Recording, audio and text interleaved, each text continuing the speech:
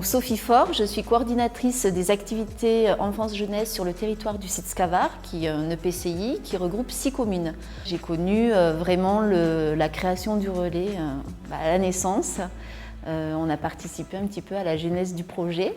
Et c'est vrai que quand je suis arrivée sur le site Scavard en 2009, c'était pour moi une évidence de travailler avec le relais Loisirs Handicap 30 et de continuer un accueil du coup de qualité pour tous les enfants du territoire, puisqu'en plus le territoire était plus élargi.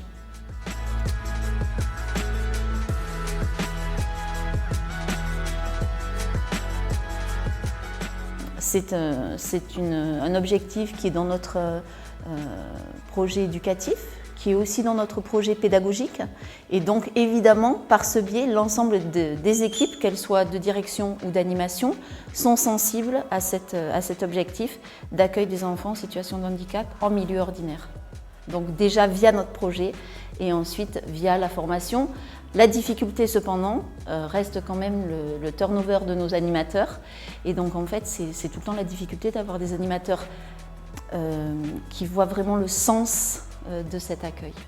La famille qui souhaite inscrire un enfant en situation de handicap passe directement par le relais. Donc ensuite, ils sont vraiment la première porte pour la famille. Et ensuite, donc, ils vont nous aider à monter, on va dire, l'accueil de l'enfant.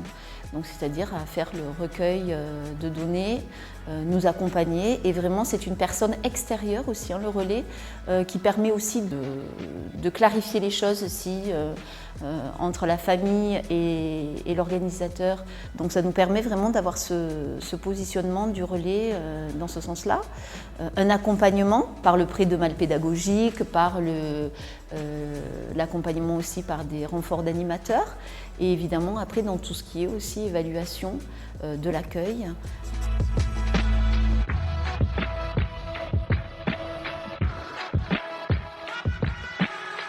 Déjà, elle est affichée. Donc déjà, elle est affichée, donc elle est visible par l'ensemble des acteurs et puis aussi des familles. Donc c'est vrai qu'on le communique via en effet notre projet pédagogique dont les familles ont accès. Ensuite, on communique aussi des plaquettes d'information. Tout le monde est informé et peut trouver en tout cas l'information. Et en tout cas, on peut orienter la famille pour que justement elle trouve un centre qui lui permet d'accueillir son enfant dans les meilleures conditions.